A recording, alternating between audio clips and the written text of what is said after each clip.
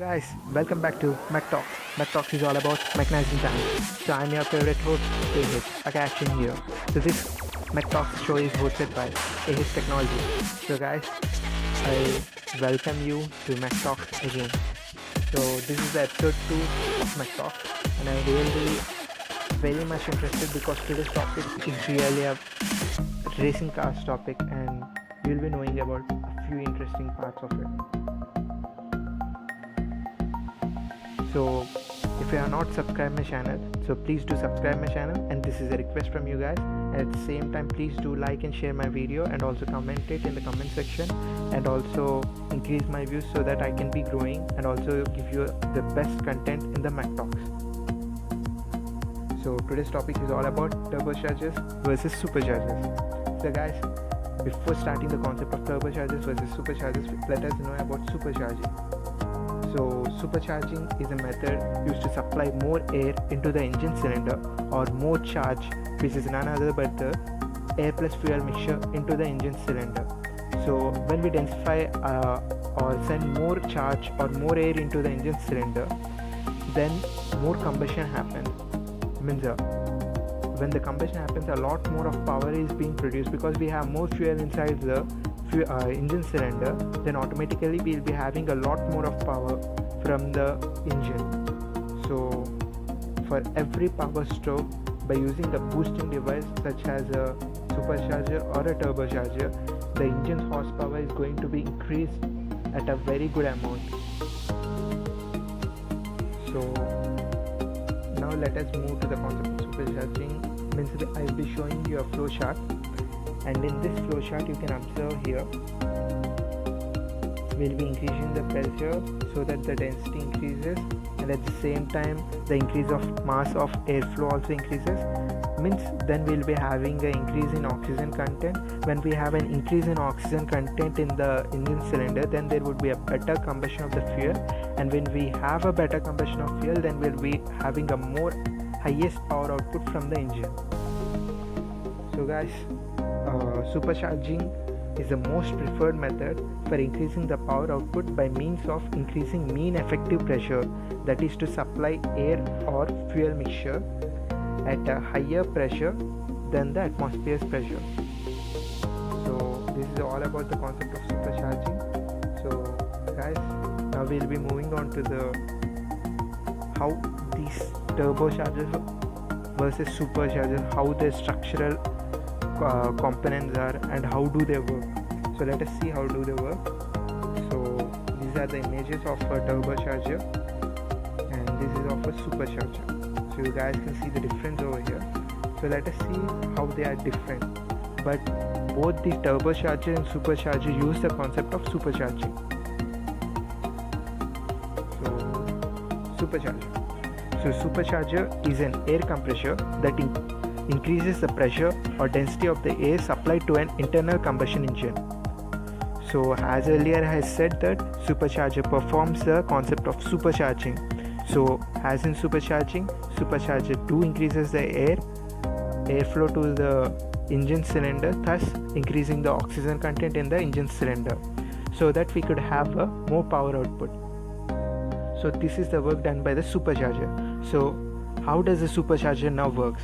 So how does the power to the supercharger is being given? Because supercharger is an air compressor, so the power for the supercharger can be provided mechanically by means of a belt, gear, shaft or chain connected to the engine's crankshaft. So let us see a diagram of it. So guys, you can see here we have a 2-stroke engine. So in this 2-stroke engine, we have connected the supercharger with a belt drive mechanism, and this belt drive mechanism drives the turbine inside the supercharger so that to suck more and more air into the engine. So what is the advantage of using the supercharger? When it comes to the advantage of using the supercharger or a turbocharging device is that whenever the engine increases its speed, means whenever it travels at a higher speed, there would be very less air intake into the engine.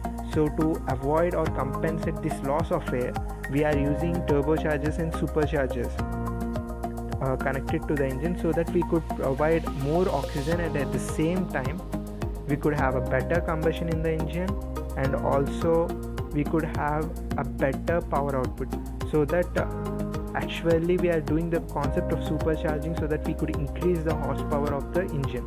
So here you could observe, so we have connected the supercharger to the inlet port, and it is driven by a belt drive mechanism from the crankshaft. As earlier has told how it is being powered, it can be powered by a gear, it can be powered by a shaft, it can be powered by a chain, or it can be powered by a belt. But these superchargers are driven by the power being output from the crankshaft. So there is a pulley over the crankshaft, and this pulley is being connected to the smaller pulley on the supercharger. So let us see an GIF regarding this supercharger. So I have a GIF over here. So you guys can see here the compressor is being sucking air from the air filter, because here the air filter is the most vital component, because we need to filter air, otherwise there would be a lot of consequences in the supercharger and also in the engine cylinder. That's the reason we require an air filter. Also you can see over here it is being driven by a pulley, and this pulley is running from the crankshaft to the compressor pulley. So the bigger pulley is running the smaller pulley connected to the compressor. So let us see another view of this supercharger. So you guys can see over here, again I am zooming in. So we have a air filter, we have a compressor over here, and this compressor is connected to the inlet ports of the inlet system of the engine. It is being sending more and more oxygen to the engine to give you a more power or more horsepower to the engine. So you can see over here we are having pulleys connected to the crankshaft and to the compressor. So guys, I again tell you, this supercharger is a very cool device, and you can see how many less parts we are using in it. Actually we are using an air compressor, and this air compressor is compressing the air and increasing the air content, and it is densifying the charge, and at the same time we are getting more and more oxygen to the engine cylinder. So this is all about supercharger. So now what are the parts? So here in this image you can see we have the air compressor, and this is screw type air compressor. In the recent superchargers we have been using two main components. One is the screw type air compression mechanism, which is being applied in this supercharger, and at the same time we use a intercooler. Actually in the olden days we didn't use an intercooler in the supercharger. Even in the before GIF I have showed you that we don't have an intercooler in between the supercharger and the inlet ports of the engine. So here we have an intercooler being placed between the air compressor and the engine's inlet ports. So by doing this, what happens is that by placing an intercooler we can cool the air from the air compressor. Whenever you suck air from the atmosphere, this air compressor has a tendency to increase the temperature of the air. So when the temperature of the air increases, if we directly give this air to the engine cylinder, what happens is that there can be cases like pre-detonation, pre-ignition, and this kind of cases may seize the engine and also cause engine failure. So this is going to increase the thermal loading on the engine. So to reduce this thermal loading, we are using a intercooler in the supercharger, and this intercooler helps to cool the air from the air compressor to the engine. So this is all about the supercharger. So let's see how the screw type mechanism in supercharger works. So we are using a screw type air compressing mechanism. So to suck the air, we are using this kind of system in the recent technologies of superchargers. So guys, you can see how simple the construction is. So this is all about the superchargers. So let's talk about the superchargers pros and cons. So if we start talking about the pros, this supercharger doesn't have any lag when compared to the turbochargers. Actually, what is the lag? When you start the engine, you'll be getting an instant boost to the engine at the very beginning of the start. So this is called as no lag, because we are not having any lag in gaining the boost to the engine. So we are getting an increased horsepower at the starting of the engine, and at the same time we are also having a low RPM boost. Even at the low RPM, superchargers give a very high boost to the engine. So this is very good for drag racing, and at the same time these superchargers are really low at their price when compared to the turbochargers. So what are the cons? It consumes more fuel. Yes guys, it really consumes more fuel, because 20% to 30% of the crankshaft power is being devoured by the air compressor placed in the supercharger. So automatically you can expect a higher fuel consumption. At the same time, this supercharger makes the engine more less efficient, because it's being consuming 30% of the power from the engine. So the crankshaft power is being lost, but at the same time it helps to increase the horsepower. Next thing is that it lacks reliability. As earlier as I told you that without an intercooler, the thermal loading on the engine generally increases, and this thermal loading actually causes damages to the engine. At the same time, even these you can have problems with the belt issues, because at higher speed sometimes the belts snap out from the supercharger, and this makes the engine unstable. So other thing is that you will be having greater emissions. So when you are using a higher fuel, automatically you will be having greater emissions from the engine. So the other thing is that it may damage the engine if not correctly calibrated and assembled with the engine. If you didn't correctly plan a correct supercharger to your engine, or assemble a perfect suitable supercharger to the engine, then your engine may you can say that it will be having a very higher load, mechanical load being placed on the engine. So this is also going to make your engine having a very less time, means a very less lifetime, and at the same time you will be having a very serious reliability issues. So it may also cause overheating and failure to the engine. So guys, this is all about the superchargers now. So there are also types of superchargers, but in this video we are not going to talk about the types of superchargers because of the time constraint. So now we'll be moving to the topic of turbochargers. What is a turbocharger? A turbocharger is known as a turbo. Actually people call it as a turbo, and at the same time it is a turbine driven forced induction device that increases an internal combustion engine's efficiency and power output by forcing extra compressed air into the combustion chamber.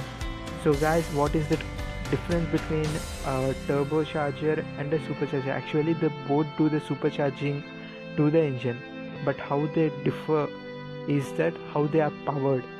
So in the case of a supercharger, it is powered by a belt or a pulley from the crankshaft, but in case of a turbocharger, it is being powered by an exhaust gases from the exhaust manifold of an engine. So you can see over here, the turbine in the turbo is driven by the exhaust gases coming out from the exhaust manifold from an IC engine. So now we are moving on to, so you guys can see over here. So here it is the air compressor being placed. You can see the blue arrow being indicating in the inlet, and the red arrow indicating the exhaust gases. So here we are going to compress the air from and this compressor discharge is passed through an intercooler, charger air cooler, and this is sent to the intake manifold of the engine. So you guys can see over here the construction of an turbocharger. So you can see over here from the exhaust manifold, the exhaust gases are running and turning the turbine over the exhaust side, and this exhaust means these hot gases are going to run this turbine turbine on the air compressor side, so that we could power, or we could suck more air into the engine. So guys, actually this is the same concept also used in the aircraft's engines, so you can expect to see the same construction. So guys, these turbos are really energy saving because they use only the exhaust gases. So this kind of management is an energy recovery management. So you can already guess the first pro of this turbo is that you'll be having a very high engine efficiency. So I'm going to show you other GIF related to the turbocharger. So you guys can see over here the blue gases being taken, means the air being taken into the turbo, and this way air is being sent into the intercooler and then to the engine. Then again from the exhaust manifold we are getting this hot exhaust gases which are going to turn the turbine on the other side of the exhaust. So this common shaft arrangement between the exhaust turbine and the inlet turbine helps the inlet turbine to suck more air, and at the same time these exhaust gases drive the exhaust turbine, so that this exhaust turbine can power the inlet turbine or the air compressor over there. So guys, really this is a very cool thing. So this is all about the turbochargers. So you guys can see over here again there is another GIF I have been playing over here. So actually these turbochargers are actually placed at the place of exhaust manifold so that we could suck more and more air, because the construction of a turbo is very small. You can see over there it's a common shaft arrangement between the inlet turbo and the inlet port of the turbo and the exhaust port. So it's placed at the exhaust manifold so that the exhaust manifold can run the exhaust turbine over there with the help of stream of exhaust gases. So you guys can see how it's working. You can see the arrows how they are flowing. So the orange ones are running the exhaust turbine, while the blue ones are running means it is taking the inlet and being sent into the intake manifold of the engine. So this is all about the turbos. So what are the pros and cons of a turbocharger? Actually the pros is that you will be having more and more horsepower when compared to the supercharger while using the supercharger. Even you may have a similar horsepower, but you can expect to have more horsepower because turbos don't consume the engine's power or the engine's crankshaft power to power themselves. Regarding if it comes to the supercharger, they use the engine's crankshaft power. So if we talk about the pros, we have got more horsepower. Turbocharged engines produce more power compared to the normal engines of the same size. So guys, when a small engine is connected to a turbocharger, then you guys can expect the engine to give you a more and more horsepower of the same class. The engine of the same size, you can have more and more horsepower. So guys, it also increases the efficiency of the engine because we are going to use only the exhaust gases to power the turbo, and at the same time you are going to have a better fuel economy because you are going to have more and more oxygen into the engine cylinder, and this more and more oxygen content is going to help a better combustion, and this better combustion is going to produce a lot of power.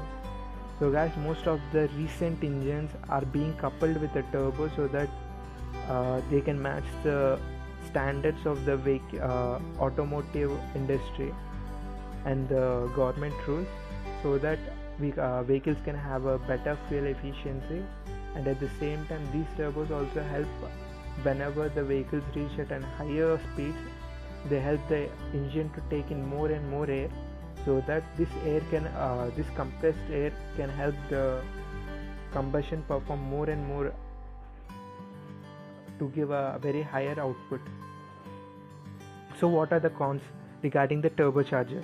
So when we talk about the cons, turbo lag is seen. Actually, so guys, because it is driven by the exhaust gases coming out from the manifold, these exhaust gases need to be at a higher velocities.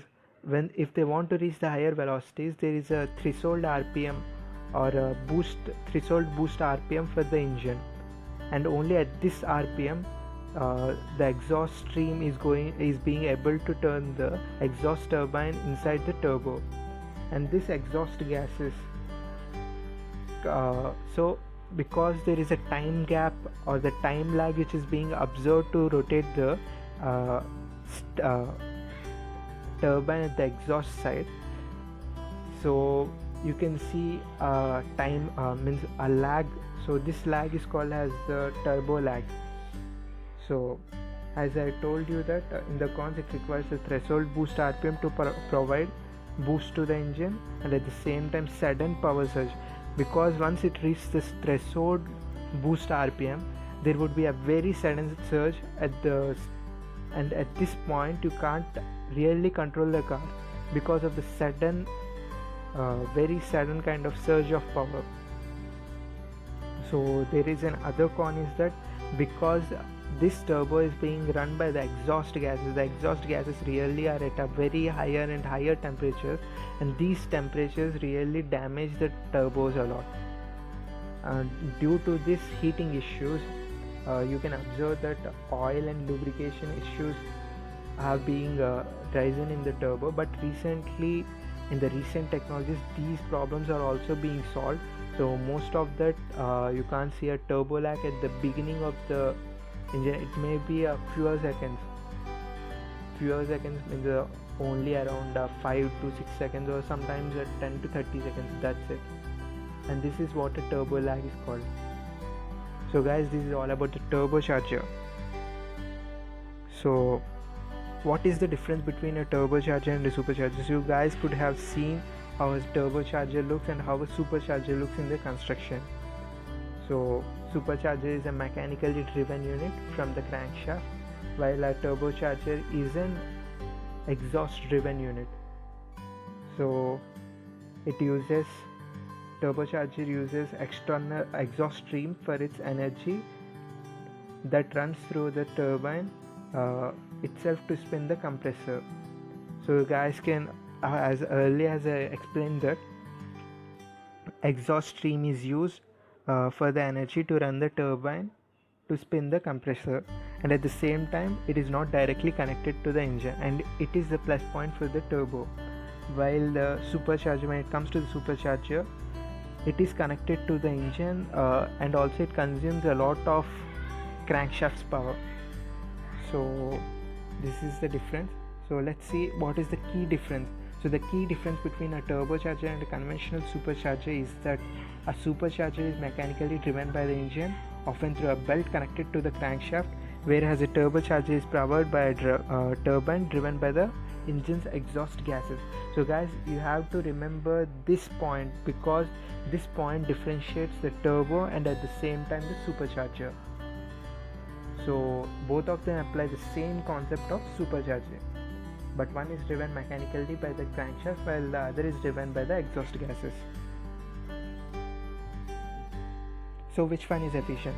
So guys, turbo is the first efficient thing. So you guys can see over here, when the crankshaft spins the supercharger, it forces air into the motor, but the turbo is more efficient as it doesn't require engine power to spin it, so it only makes more power per boost.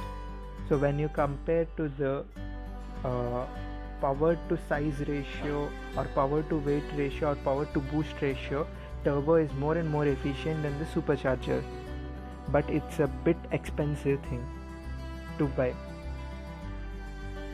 So what is the conclusion? So the common usage restricts the term supercharger to mechanically driven units when the power is instead provided by a turbine powered by exhaust gases. A supercharger is known as a turbocharger or just a turbo. So guys can observe it.